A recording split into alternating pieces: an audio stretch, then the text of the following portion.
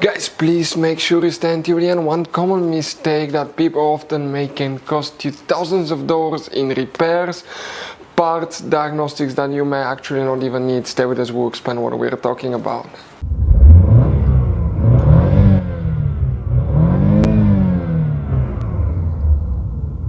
Hey guys, welcome back to Electrical Car Repair Live. Thank you guys for watching and subscribing to the channel. Today will be super helpful video to any of you having a Chevy Tahoe or Chevy Suburban.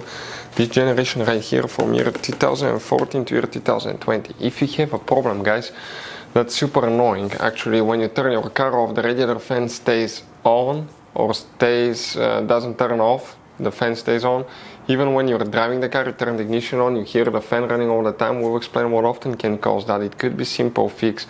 We'll talk about that. We'll explain where you can buy cheap parts and tools. That way do not waste money and time. All that will be covered absolutely free for your convenience. Please make sure to stay until the end.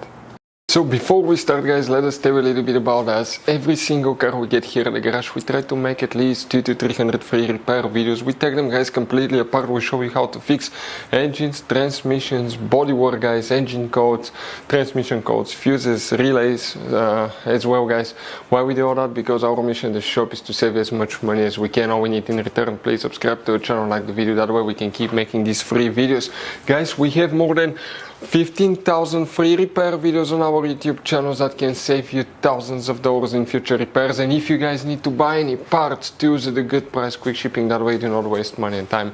We'll put the link in the description of the video below for your convenience. Please check it out. So guys, if the radiator fan does not turn off, the fan stays on, what can cause that? Multiple things, guys, but it could be simple fix. First we need to check some fuses, relays. We'll talk about it. Now guys, Chevy Tahoe and Chevy Suburban are built on the same platform. It should work for both vehicles. The main difference, the Tahoe is a little bit shorter.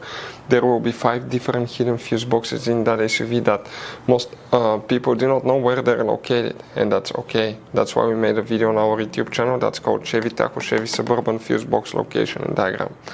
What do we need to do now, guys? Open the hood. When you guys open the hood on your Chevy Tahoe now, okay, we're going to go ahead. Okay, let me show you here on the driver's side. Okay, we have the main engine fuse box. Open that cover and you're going to find a fuse box with a layout like this one here. Before we guys continue, let's explain quickly why it's always a good idea to test fuses and relays. It is, guys, very important to test fuses and relays. On those fuses you cannot clearly see if they're burnt or not, especially you can see in the J-case fuses as well. And if you guys assume, okay, let's say you remove a fuse, you look at it and you assume, guys, that it's actually a good fuse, but it's actually a bad fuse. Sometimes you cannot clearly see that. What can easily happen, guys, at that point, you can put the bad fuse in and you start replacing parts and tools that you don't need to, so you lose your time, you lose your money to fix a problem that doesn't exist, when all we had to do is test the fuse and replace it. We'll put a link to a special video that will teach you how to test fuses, how to check relays very easily as well, guys. So check it out, it will be in the description of the video below. So here, guys, okay, we need to check first 2 fuses. The first fuse that you need to check will come in that corner here. Let me zoom in a little bit. You see that one? 116. You need to check that fuse. Then you need to check fuse 123. Now if you have a problem, guys, with the fan staying on, go ahead, remove these fuses for 5 minutes, see if it's going to reset the system. From all these relays, we couldn't find one that's for the radiator fan. Now that doesn't mean you don't have one. It's very likely on the bottom of that fuse box. If you take it apart, on the bottom side you have integrated relays that are practically part of the fuse box. They're welded there, you cannot remove them, guys. Unless you're really good and you get a soldering gun, then you can replace them. But most likely there is a hidden relay there, and if that relay is stuck, okay, stuck on, it will cause the fan to run all the time. In that case, the easiest way is to replace the fuse box. Now, something else. It could be bad radiator fan control module. If you want to see how to test radiator fan control module on a car, we'll have videos on our channels that will teach you how to do that. If the radiator fan control module is bad, it can cause the fan to stay on all the time.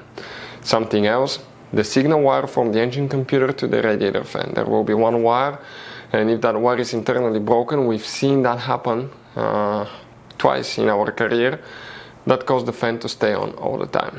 Something else, coolant temperature sensor. Bad coolant temperature sensor can cause radiator fan to stay on as well.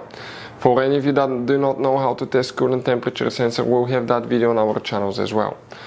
If the wire for the coolant temperature sensor is not connected, that will cause the fan to stay on as well. And something you hope it doesn't happen, it happened to us a couple times, was a bad engine computer that caused the fan to stay on all the time. But that's rare, guys, that's very rare.